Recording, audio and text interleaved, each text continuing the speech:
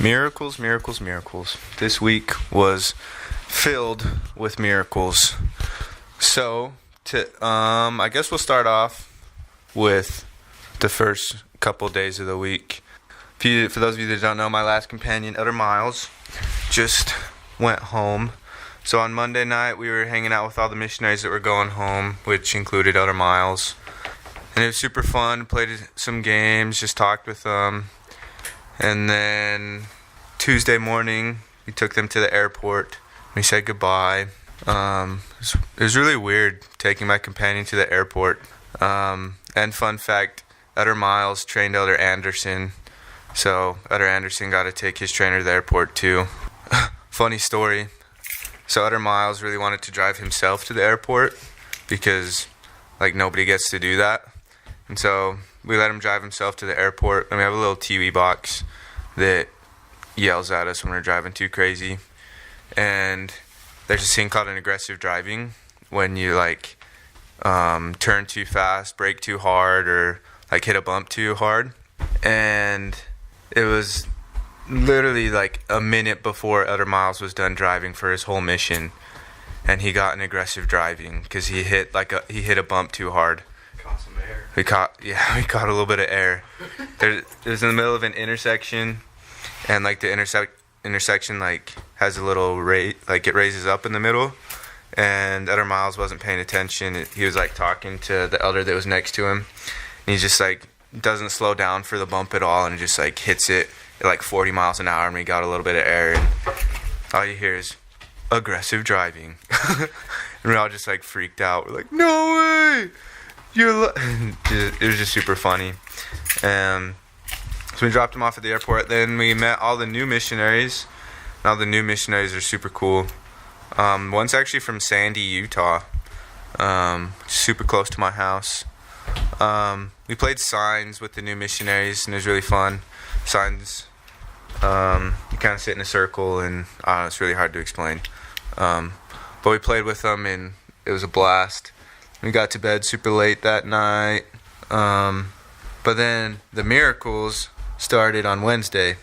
So we'd put all the new missionaries' luggage in the back of our truck, and we went to go get gas, and then we came back to the mission home, and the mission home has a pretty steep driveway, and it's really short.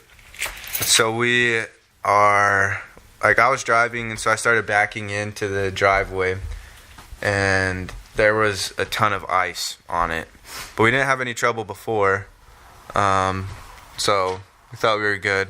So we had there was some ice on it, and so I start backing in, and we have the big transit van that we use for transfers. It's a big 12-passenger van, and I start backing in, and everything's going fine, and all of a sudden I look forward, and I'm sliding completely sideways.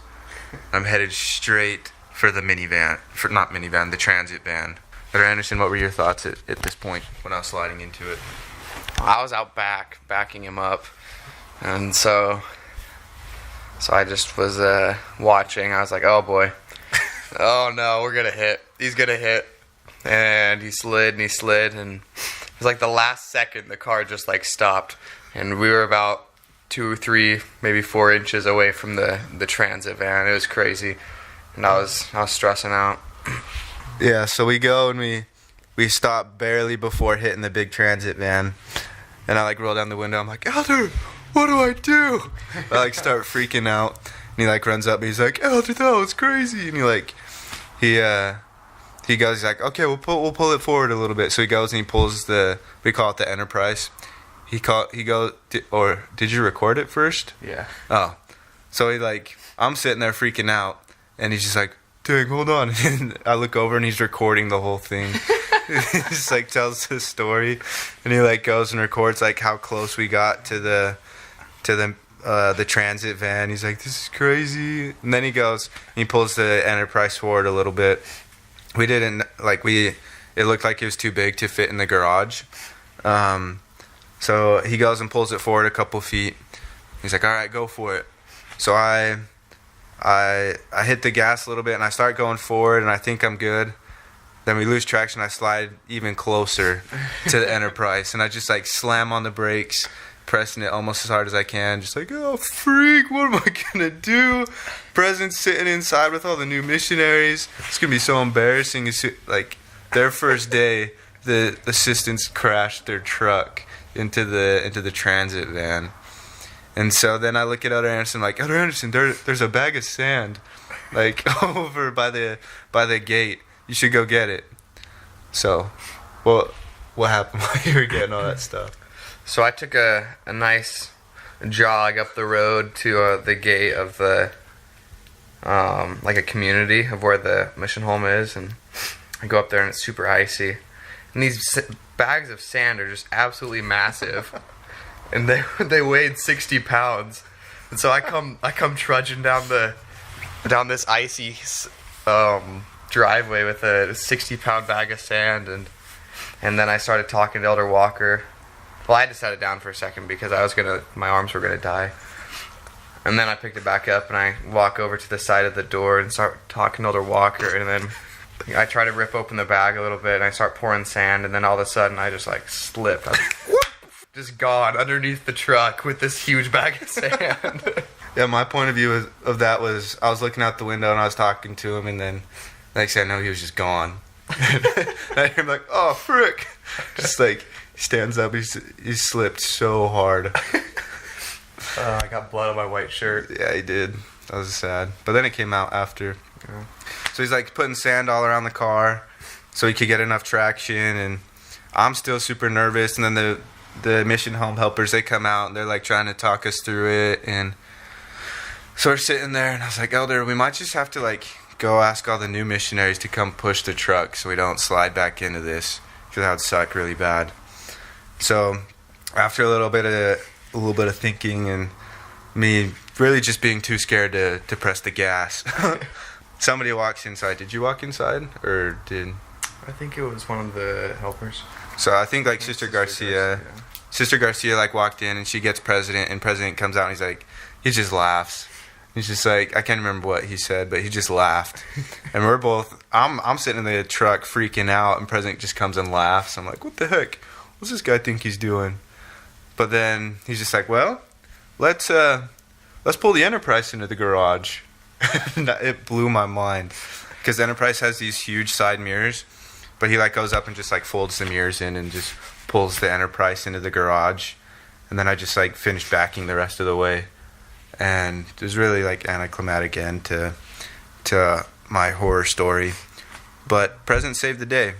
And now I got a really funny story. And I got to see Elder Anderson slip on ice. So that was super funny. Real quick, the next miracles for the week. I was knocking on exchanges with Elder McClellan. So we knocked into this Hispanic lady. And I felt super prompted to give her a blessing. So I asked her, I was like, hey, can we give you a blessing? She's like, oh, yeah, sure. So we walk in, and I'm talking to her in Spanish, and Elder McClellan doesn't speak Spanish. And so we say a prayer, and he anoints her with oil in English, and then I give her a blessing in Spanish. And I felt prompted to tell her that she was healed, or that she was going to be healed. And then I finished the blessing, and I looked at her, and I was like, hey, like, how do you feel? She's like, when you walked in, like, my head and my throat were hurting really, really bad. But after the blessing, like, they don't hurt anymore. It's just, like, this is crazy. So we talked with her a little bit more about the priesthood, told her that the Spanish missionaries were going to go by and talk with her. And then as we were walking out the door, Elder McClellan looks at me, he's like, Elder, you just healed her. And I looked at him, and I was like, oh, in my mind, I was like, Elder, you don't even speak Spanish. Like, how'd you know that? And he looked at me, and he's just like, he said that he was praying while I was giving the blessing that we'd all have enough faith that she'd be healed. And as he was praying, he said that the Spirit just straight up told him that he didn't have to worry, that she was already healed. So that was a really, really cool experience, and I was super blessed to be a part of it. And then later that night, we were at our member dinner, and the wife, Sister Statler, she was having some health problems, and we were eating dinner, and she looked super sick. And she had asked us before dinner if we could give her a blessing after dinner, but she was looking super sick, and so we asked her if she wanted the blessing right then, like during dinner, and she just, no, well, like I can make it to the end of dinner. I looked at her and just, no, it's fine, like we'll give you a blessing now. She's like, okay. So we went and gave her a blessing. I didn't think much of it. But then the next day in church, during fast and testimony meeting, I got up and told my story about the priesthood blessing with the Hispanic lady, and then she got up immediately after and said that after we gave her the blessing at dinner the night before, she felt like 100% better. And it was really, really cool. It was a really powerful fast and testimony meeting. It was like all about the priesthood. So yeah, the priesthood's real. It's God's power on the earth today. Those are two really cool experiences, and I've had a ton of them on my mission. So yeah, it was a really, really good week, and I'll tell you more about it in my email. Love you guys. Bye.